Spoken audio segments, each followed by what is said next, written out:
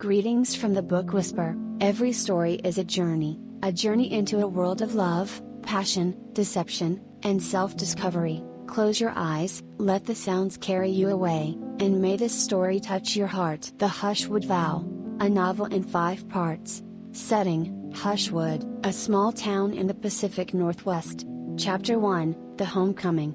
The only sound in Hushwood was the rain. It wasn't the dramatic, crashing rain of the coast, but a soft, persistent drizzle that soaked into the moss on the old cedar shingles and turned the single main street into a blurred, gray mirror. For Ava Callahan, driving down that familiar street in her rental car felt like moving through a faded, waterlogged photograph.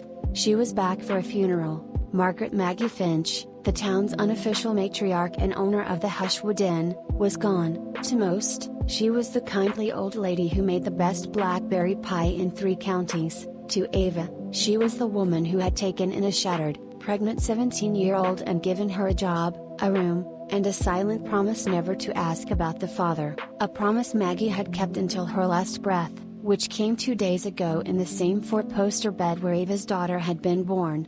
Ava's life now, in Seattle, was a study in curated calm. She ran a successful online boutique selling ethically sourced wool and linen. Her world was one of neutral palettes, clear boundaries, and a deep, hard-won peace. Her daughter, Isabella, now a fierce and brilliant 16-year-old with Ava's chestnut hair and a stubbornness all her own, sat in the passenger seat, staring at the passing buildings with a mix of boredom and resentment. "It's even smaller than you described," Izzy muttered, scrolling through her phone, searching for a signal that flickered in and out. "It's home," Ava said, the word feeling strange on her tongue. Hushwood wasn't home, it was the place she'd fled from, the secret she'd buried under a new identity and a successful life. But Maggie's will had named Ava and Isabella as sole heirs to the inn and its considerable surrounding land. The lawyer's call had been a seismic shock, a tremor from a past she thought was seismically dormant. The Hushwood Inn loomed at the end of the street, a sprawling, white clapboard Victorian with a wide porch. It looked tired but proud, like Maggie herself. As Ava parked, the front door opened, and a man stepped out. Ava's breath caught. Oliver Shaw. Time had been kind to him. The lanky boy who'd worked as Maggie's handyman was now a broad-shouldered man. His blonde hair was darker, streaked with sun-bleached strands, and a faint scar traced his jawline. He wore faded jeans and a flannel shirt, his hands shoved in his pockets. He was the only person in Hushwood, besides Maggie, who knew the truth. He'd been there that night. He'd driven her to the clinic in the next county when she thought that was her only option, and then, silently, supported her when she changed her mind. He was the keeper of her first, most terrible secret. "Ava," he said, his voice a low rumble that seemed to vibrate in the quiet air. His eyes, the color of the fir trees on the surrounding hills, held hers for a beat too long before shifting to Isabella. "And you must be Izzy. I'm Oliver. I worked for your grandma Maggie."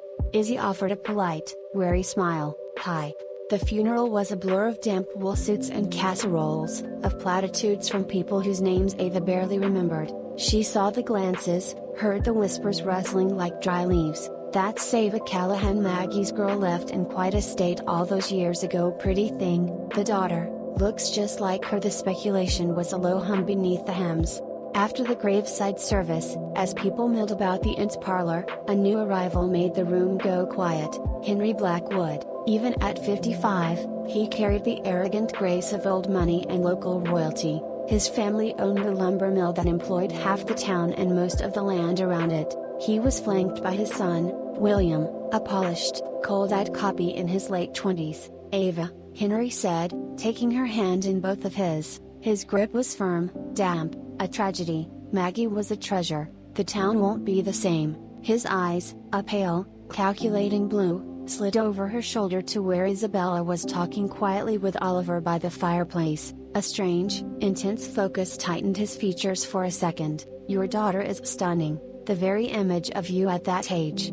The comment felt like an ice cube down her spine. "Thank you," she managed. "We must discuss the future of the inn," Henry continued smoothly. "It's a landmark, a piece of Hushwood's soul. My company is prepared to make a more than generous offer to keep it in caring hands, for the town's sake."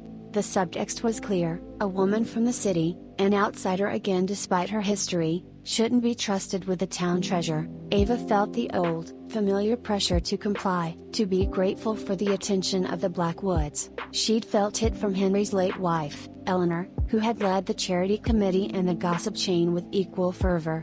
"I'll need some time to think, Henry," Ava said, extracting her hand. The lawyer said Maggie's wishes were very specific. Henry's smile didn't reach his eyes. "Of course, but don't wait too long. Winter comes early here. An empty, old place like this, things can fall apart quickly." As he moved away, Oliver materialized at her side, handing her a cup of tea. "He wants this land," Oliver said quietly, his voice barely audible over the murmur of the room. "The town council blocked his plan to expand the mill logging last year because of the watershed near Maggie's woods. If he owns the inn and the acreage, the block vanishes." Ava looked at him, the only anchor of truth in the room. "Why are you telling me this?" "Because Maggie loved you," he said simply, "and because you look like you're about to bolt for the door. Don't." He smells fear. Chapter 2, The Unspoken Past.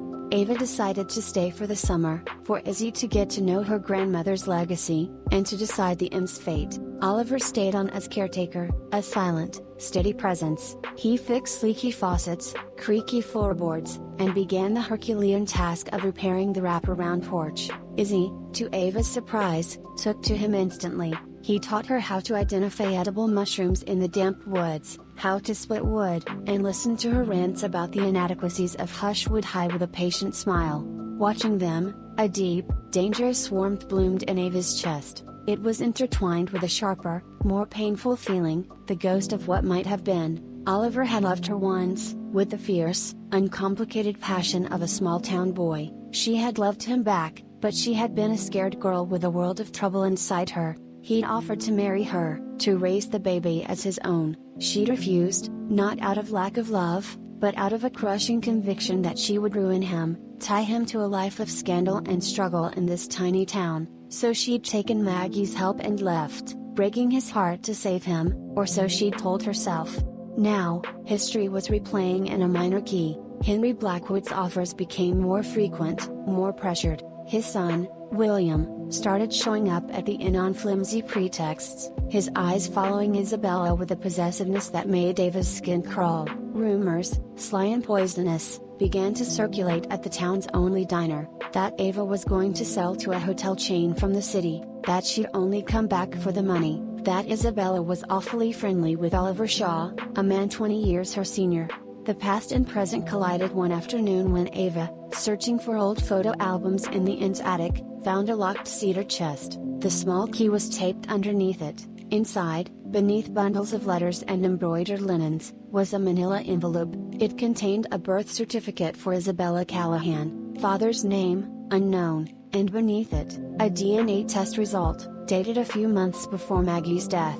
It was not Isabella's, it was Ava's. The result page showed a 99.8% match with a familial link. The match name was redacted, but the client code was visible, HBW77, HBW, Henry Blackwood.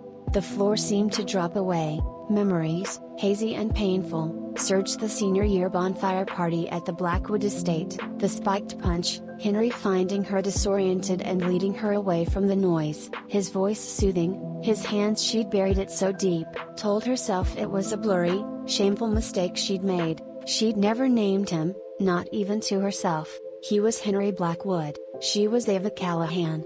Who would have believed her? But Maggie had believed, Maggie had known, she'd gotten the test, and she'd left the inn to Ava and Isabella not just out of love, but as a weapon, a fortress. Henry couldn't force them off land they owned without a scandal that would destroy him. Ava stumbled down to the kitchen, the papers trembling in her hand. Oliver was there, sanding a table leg. He took one look at her face and was at her side in an instant. "Oliver, I need to know, that night you drove me home from the Blackwood party, did you see?" The words choked her. His face hardened, a storm cloud crossing his features. "I saw him leading you into the garden shed. I was coming to find you. By the time I got there, you were alone, crying, your dress torn. You begged me not to tell anyone. You said it was your fault." His voice was thick with old anger. "I wanted to kill him, but you were so terrified. And then, a few weeks later, You told me you were pregnant, and you thought it was mine from before, but you weren't sure. It was his, Ava whispered, holding out the DNA result. Maggie knew. Oliver read the paper, his knuckles turning white as he gripped it. A low, animal sound escaped him. All these years, that bastard, and he's been looking at Izzy. He couldn't finish the thought. The revelation changed everything. Henry's interest wasn't just about land, it was about control, about silencing the living proof of his crime. Did William know? Was his attentiveness to Isabella a sick form of claim staking by the family? Chapter 3, The Poisoned Well. Armed with the terrible truth, Ava's fear solidified into a cold, clear rage. She would not be run out of her town again. She would not let Henry Blackwood touch her daughter, even with his gaze. She began her own quiet campaign. She went to the diner and openly discussed her plans to renovate the inn, to turn it into a writer's retreat and a community space, creating jobs. She enlisted Evelyn, the sharp, no-nonsense owner of the local bookstore and Maggie's old friend, who had never liked the Blackwoods. Evelyn had ears everywhere. "He's vulnerable," Evelyn said over tea one afternoon. "The mill's profits are down, the environmental fines are up. There's talk in council about revisiting the land deal. He needs this win." Ava also started spending more intentional time with Oliver. Their old easiness returned, layered now with the weight of shared history and this new, burning secret. They worked side by side in the garden, their hands brushing in the soil. One evening, as they painted the picket fence at sunset, he stopped, paintbrush dripping. "I never stopped loving you, Ava," he said, the words hanging in the golden light. "It just went quiet, and now it's so loud I can't hear anything else." She looked at him, at the honest pain and hope in his eyes, and the wall around her heart crumbled. "I left to save you from my mess," she confessed. "You were my mess," he said, a faint smile touching his lips. "My beautiful, complicated mess, and I wanted it, I still do." They kissed, pain-stained and desperate, against the freshly painted white fence. It felt like coming home, like breathing after years of shallow air, but their happiness was a tiny, bright flame in a very dark wood. Henry Blackwood struck back. The first sign was petty: deliveries went missing, the inn's website was hacked. Then, the Historical Society received an anonymous tip questioning the legality of Maggie's will, suggesting undue influence. The local paper ran a subtle piece on the dilemma of historic properties falling into the hands of distant, inexperienced owners. The final, cruel blow came via Izzy. She came home from a summer job at the bookstore in tears. A group of kids, led by the mayor's daughter and clearly coached by someone, had taunted her. "Your mom was the town slut. Everyone knows Oliver Shaw is your real dad, and your mom just ran off to hide it. Your grandma bought your silence." Ava saw red. This was Henry's move, to isolate them, to poison the town against them, to make their lives so miserable they'd sell and run. He was using the oldest weapon in the book, small-town shame. That night, Ava made a decision. She couldn't just defend, she had to attack. She had the DNA test, but it was her word against his, and he'd spin it as a blackmail attempt. She needed leverage. She remembered Maggie's letters in the chest. She spent the night reading every one. They were mostly to a sister back east, full of town gossip. And then, she found it, a passing mention from 20 years ago, Henry's in estate. That bookkeeper from Portland, the pregnant one, left suddenly. Eleanor's saying she embezzled, but the whole town knows Henry has a type. Poor girl, Eleanor paid her off, I'd bet the inn on it. Ava's mind raced. Another woman, another payoff, if she could find that woman. Chapter 4, The Gathering Storm. With Evelyn's network and Oliver's dogged determination, they began to dig. It was Oliver who tracked down a name, Clara Mitchell. She'd left Hushwood abruptly 22 years ago. Evelyn, through her book world contacts, found she was now a librarian in Eugene, Oregon. Ava drove down the next day, her heart in her throat. Clara Mitchell was a petite, nervous woman with kind eyes. She didn't want to talk at first, but when Ava showed her Maggie's letter and mentioned Henry Blackwood, she broke down. "He raped me," she whispered, the words a decades-old poison finally expelled. "I was young, needed the job. His wife, she came to see me, gave me $10,000 in cash and a one-way bus ticket, told me if I ever spoke of it, they'd say I was a thief and see me in jail. I believed her." Ava took her hand. "I believe you," He did the same to me. 2 victims were a pattern, 2 payoffs from Eleanor Blackwood were a conspiracy. Ava had Clara's signed, notarized statement and a copy of the old, cashed check from Eleanor's personal account. It was a start, but still circumstantial against a man like Henry. The storm broke at the town council meeting called to discuss the historic preservation status of the NA move pushed by Henry to devalue the property. The room was packed, buzzing with tension. Henry and William sat in the front row, exuding calm authority. When called to speak, Ava stood. She didn't talk about plumbing or business plans. She looked directly at Henry. "Mr. Blackwood wants you to believe this is about land and legacy. It's not. It's about silence." The room went quiet. 17 years ago, Henry Blackwood assaulted me at a party on his property. I became pregnant. That child is my daughter, Isabella. A collective gasp sucked the air from the room. Henry's face was stone. William's was a mask of shock.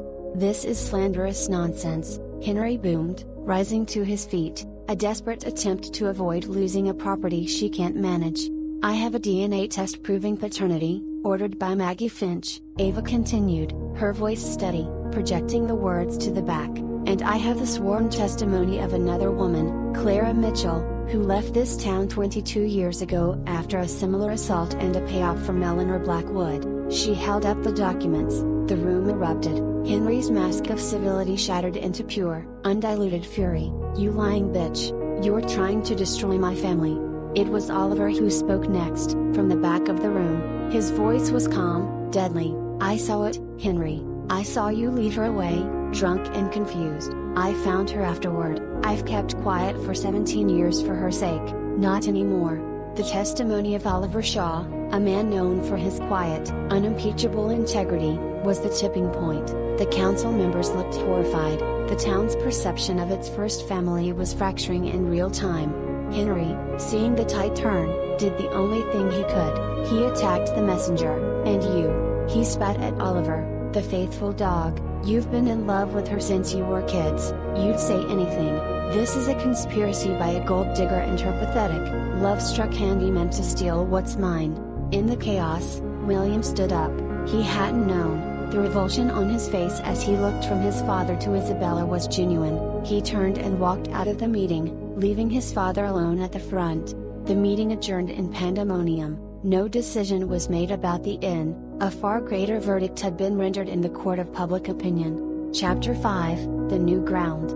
The fallout was swift and brutal for the Blackwoods. William resigned from the family business and left town. The Mills Board, fearing scandal, asked Henry to step down pending an investigation. The police, though unable to charge him for crimes beyond the statute of limitations, opened an inquiry into the payoffs and Eleanor's role, tarnishing the family name permanently. For Ava, Oliver, and Isabella, the victory was somber. The town was divided. Some believed Ava and vilified the Blackwoods. Others clung to the old hierarchy, calling Ava a troublemaker, but the poisonous silence was broken. Isabella, after initial shock and rage, hugged her mother fiercely. "I'm glad I know," she said, "and I'm glad he's not my dad in any way that matters." One evening, a month later, Ava and Oliver sat on the fully repaired porch of the Hushwood Inn. The air was crisp, the first hint of autumn. The inn was booked solid for the fall foliage season, a mix of curious outsiders and townspeople choosing a side. "What now?" Oliver asked, his fingers laced with hers. Ava looked out at the town, no longer a prison of secrets, but a place with a complex, painful truth. "Now, we run this place. We make it what Maggie dreamed it could be, a refuge, a home." She turned to him. "For all three of us, if you'll stay." He brought her knuckles to his lips. "I never really left, Ava. I've been right here, waiting for you to come back to yourself." The past was a debt paid not in salt, but in courage and spoken truth. The future was not a gilded cage or a silent prison, but this porch, this man, this daughter, and this old house, finally breathing free.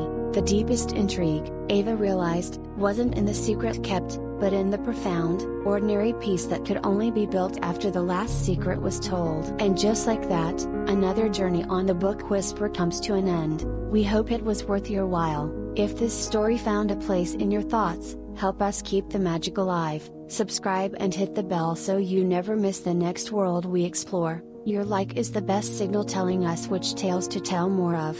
Thank you for listening. Until the next adventure.